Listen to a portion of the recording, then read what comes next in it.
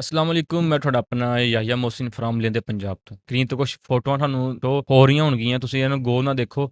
ਅੱਜ ਕੱਲ ਅੱਜ ਕੱਲ ਪਿੰਡਾਂ ਦੇ ਵਿੱਚ ਚੱਲਦਾ ਕੀ ਪਿਆ? ਬੇਹਜਾਈ, ਬਗੈਰਤੀ, ਹੋਰ ਕੁਛ ਵੀ ਨਹੀਂਗਾ।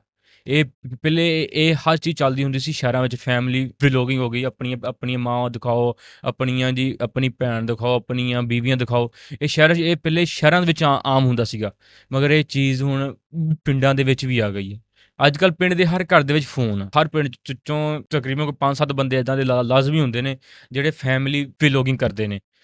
ਜਿਹੜੀ ਆਪਣੇ ਘਰ ਦੀਆਂ ਔਰਤਾਂ ਦਿਖਾਉਂਦੇ ਨੇ, ਮਾਵਾਂ ਦਿਖਾਉਂਦੇ, ਬੀਬੀਆਂ ਦਿਖਾਉਂਦੇ, ਭੈਣਾਂ ਦਿਖਾਉਂਦੇ। ਉਹਨਾਂ ਨੂੰ ਹੱਸਦੇ ਖੇਡਦੇ ਮਜ਼ਾਕ ਕਰਦੇ, ਉਹਨਾਂ ਦੀ ਇੱਕ ਨੁਮਾਇਸ਼ ਕਰਦੇ ਨੇ। ਚਲੋ ਯਾਰ, ਜੋ ਸ਼ਹਿਰ ਵਾਲੇ ਕਰਦੇ ਪਏ ਸੀ ਉਹਨਾਂ 'ਚ ਈਮਾਨ ਵਗੈਰਾ ਨਹੀਂ ਸੀਗਾ। ਉਹ ਇਸ ਚੀਜ਼ ਨੂੰ ਉਹ ਕਹਿੰਦੇ ਨੇ ਜੀ ਅਸੀਂ ਓਪਨ ਮਾਈਂਡਿਡ ਆ। ਵੈਸੇ ਵੀ ਸ਼ਹਿਰ ਵਾਲੀਆਂ ਔਰਤਾਂ ਕਹਿੰਦੀਆਂ ਜੀ ਸਾਡੀ ਜਿਸਮ ਸਾਡੀ ਮਰਜ਼ੀ। ਪਰ ਮੈਨੂੰ ਪਿੰਡ ਵਾਲਿਆਂ ਤੋਂ ਇਹ ਬਿਲਕੁਲ ਵੀ ਉਮੀਦ ਨਹੀਂ ਸੀ ਕਿ ਪਿੰਡ ਵਾਲੇ ਵੀ ਇਸ ਹੱਦ ਤੱਕ ਥੱਲੇ ਟਿਕ ਸਕਦੇ ਨੇ ਪੈਸਿਆਂ ਵਾਸਤੇ। ਬਾਈ ਹਰ ਚੀਜ਼ ਪੈਸਾ ਹੀ ਨਹੀਂ ਹੁੰਦੀ। ਤੁਸੀਂ ਵੇਖੋ ਲੋਕਾਂ ਨੂੰ ਵਿਖਾ ਕੀ ਰਹੇ ਹੋ। ਮੈਂ ਤਾਂ ਉਹ ਜਿਹੜੇ ਮਰਦ ਆ, ਮੈਂ ਤਾਂ ਉਹਨਾਂ ਤੋਂ ਹੈਰਾਨ ਆ। ਬਾਈ ਤੁਸੀਂ ਆਪਣੇ ਘਰ ਦੀ ਇੱਜ਼ਤ ਵਿਖਾ ਰਹੇ ਹੋ ਲੋਕਾਂ ਨੂੰ, ਤੁਸੀਂ ਆਪਣੇ ਘਰ ਦੀ ਇੱਜ਼ਤ ਦੀ ਨੁਮਾਇਸ਼ ਕਰ ਰਹੇ ਹੋ, ਤੁਸੀਂ ਆਪਣੇ ਘਰ ਦੀ ਇੱਜ਼ਤ ਵੇਚਦੇ ਪਏ ਹੋ। ਤੁਹਾਡਾ ਇਹ ਜ਼ਮੀਰ ਕਿੱਦਾਂ ਗਵਾਰਾ ਦਿੰਦਾ ਕਿ ਤੁਸੀਂ ਆਪਣੇ ਘਰ ਦੀਆਂ ਔਰਤਾਂ ਵਿਖਾਓ। ਅੱਜ ਕੱਲ੍ਹ ਤੇ ਪਿੰਡਾਂ ਵਿੱਚ ਇਹ ਚੱਲਦਾ ਪਿਆ ਕਿ ਹਰ ਇੱਕ ਔਰਤ ਆਪਣਾ ਆਪਣਾ ਫੋਨ ਚੱਕ ਕੇ ਜੀ ਅੱਜ ਆਹ ਸਾਡੀ ਡੇਲੀ ਰੂਟੀਨ ਆ ਸਾਡੇ ਘਰ ਦਾ ਟੂਰ ਆ ਜੀ, ਆ ਜਿੱਦਾਂ ਹੋਣ ਵਾਲਾ ਜੀ, ਆ ਜਿੱਦਾਂ ਹੋਣ ਵਾਲਾ। ਅੱਜ ਜੀ ਅਸੀਂ ਸਾਗ ਪਕਾ ਰਹੇ ਹਾਂ ਜੀ, ਅੱਜ ਅਸੀਂ ਖੇਤਾਂ 'ਚ ਜਾ ਕੇ ਆਹ ਕੁਛ ਕਰ ਰਹੇ ਹਾਂ। ਯਾਰ ਤੁਸੀਂ ਦੇਖੋ ਤੁਸੀਂ ਕਰਦੇ ਕੀ ਪਏ ਹੋ? ਤੁਸੀਂ ਕੁਛ ਪੈਸਿਆਂ ਦੀ ਮਗਰ ਤੁਸੀਂ ਆਪਣਾ ਜ਼ਮੀਰ, ਤੁਸੀਂ ਆਪਣੀ ਹਯਾ, ਤੁਸੀਂ ਆਪਣੇ ਆਪ ਨੂੰ ਨਿਲਾਮ ਕਰਦੇ ਪਏ ਹੋ। ਬਈ ਇਹ ਕੰਮ ਸ਼ਹਿਰ ਵਾਲਿਆਂ ਦਾ ਹੀ ਆ। ਇਹ ਕੰਮ ਸ਼ਹਿਰ ਵਾਲਿਆਂ ਤੱਕ ਹੀ ਰਹਿਣ ਦਿਓ। ਜਿੰਨੇ ਵੀ ਵੱਡੇ ਵਲੋਗਰ ਨੇ, ਠੀਕ ਹੈ, ਉਹਨਾਂ ਦੇ ਨਾਮ ਨਹੀਂ ਲਵਾਂਗਾ। ਜਿਹੜੇ ਮੇਰੀ ਵੀਡੀਓ ਵੇਖ ਰਹੇ ਆ ਉਹ ਤੇ ਸਮਝ ਹੀ ਗਏ ਹੋਣਗੇ ਕਿ ਉਹ ਇਸ ਟਾਈਮ ਪਾਕਿਸਤਾਨ ਦੇ ਵਿੱਚ ਕਿੰਨੇ ਕੁ ਫੈਮਿਲੀ ਵਲੋਗਰ ਨੇ ਜਿਹੜੀਆਂ ਆਪਣੀ ਮਾਵਾਂ ਭੈਣਾਂ ਆਪਣੀਆਂ ਬੇਗਮਾਂ ਦਿਖਾ ਕੇ ਪੈਸਾ ਕਮਾਉਂਦੇ ਨੇ। ਯਾਰ ਮੈਨੂੰ ਪਿੰਡਾਂ ਨਾਲ ਤੋਂ ਇਹ ਉਮੀਦ ਨਹੀਂ ਸੀ ਕਿ ਤੁਸੀਂ ਆਪਣੇ ਘਰ ਦੀ ਇੱਜ਼ਤ ਨੂੰ YouTube ਤੇ ਟਿਕਟੋਕ ਤੇ ਤੁਸੀਂ ਆ ਕੇ ਨਿਲਾਮ ਕਰੋਗੇ।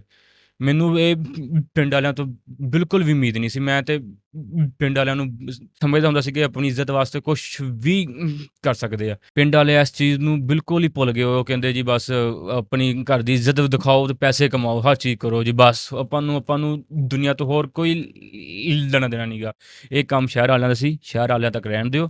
ਪਿੰਡ ਵਾਲਿਓ ਥੋੜ੍ਹੀ ਜਿਹੀ ਹਯਾ ਕਰੋ, ਥੋੜ੍ਹੀ ਜਿਹੀ ਸ਼ਰਮ ਕਰੋ। ਕੀ ਤੁਹਾਡੇ ਹੁਣ ਜ਼ਮੀਰ ਮਰ ਗਏ ਹੋਏ ਨੇ? ਹੁਣ ਤੁਹਾਡੇ ਅੰਦਰ ਅਨਖ ਨਾਮ ਦੀ ਕੋਈ ਚੀਜ਼ ਨਹੀਂ ਹੈ ਕਿ ਦੱਸੋ ਮੈਨੂੰ? ਉਹ ਜਾਣ ਦਿਓ, ਖੁਦਾ ਦਾ ਖੌਫ ਕਰੋ। ਦੇਖੋ ਤੁਸੀਂ ਕਰਦੇ ਕੀ ਪਏ ਹੋ? ਤੁਸੀਂ YouTube ਤੇ ਚੰਦ ਪੈਸਿਆਂ ਵਾਸਤੇ ਤੁਸੀਂ ਲੋਕਾਂ ਨੂੰ ਵਿਖਾ ਕੀ ਰਹੇ ਹੋ? ਇਸ ਟਾਈਮ ਤਕਰੀਬਨ ਕੋਈ 4 ਤੋਂ 5 YouTube ਚੈਨਲ ਹੈ ਨੇ ਪਿੰਡਾਂ ਵਾਲੇ, ਜਿਨ੍ਹਾਂ ਦੇ ਚੈਨਲ ਦਾ ਨਾਮ ਹੀ ਪਿੰਡ ਤੋਂ ਸਟਾਰਟ ਹੁੰਦਾ। ਉਹਨਾਂ ਨੇ ਪਿੰਡਾਂ ਨੂੰ ਬਦਨਾਮ ਕੀਤਾ ਪਿਆ ਇਸ ਟਾਈਮ। ਪਿੰਡਾਂ ਉਹ ਵਿਖਾ ਰਹੇ ਨੇ, ਜਿਸ ਟਾਈਮ ਪਿੰਡਾਂ 'ਚ ਬੇਹਯਾਈ ਹੁੰਦੀ ਨੇ, ਇੱਦਾਂ ਹੁੰਦਾ, ਇੱਦਾਂ ਹੁੰਦਾ, ਇੱਦਾਂ ਹੁੰਦਾ।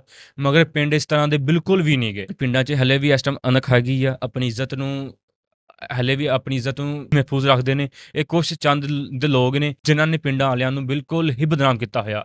ਮੈਂ ਉਹਨਾਂ ਅੱਗੇ ਗੁਜ਼ਾਰਿਸ਼ ਹੀ ਕਰਾਂਗਾ, ਤੁਸੀਂ ਵਲੋਗਿੰਗ ਕਰੋ, ਮਗਰ ਕਿਸੇ ਹੱਦ ਤੱਕ ਕਰੋ, ਠੀਕ ਹੈ? ਤੁਸੀਂ ਇਹ ਬੇਹਯਾਈ ਜਾਂ ਬਗੈਰਤੀ ਵਗੈਰਾ ਨਾ, ਤੁਸੀਂ ਬਿਲਕੁਲ ਵੀ ਨਾ ਫੈਲਾਓ।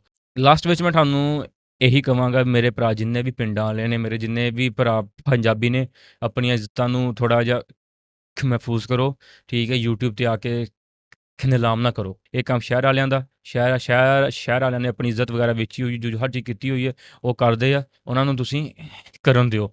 ਲਾਸਟ ਵਿੱਚ ਜੇ ਤੁਹਾਨੂੰ ਮੇਰੀ ਵੀਡੀਓ ਚੰਗੀ ਲੱਗੀ ਹੋਵੇ ਤਾਂ ਜਾਂਦੇ ਹੋਏ ਲਾਈਕ, ਸ਼ੇਅਰ ਐਂਡ ਸਬਸਕ੍ਰਾਈਬ ਲਾਜ਼ਮੀ ਕਰ ਦਿਓ।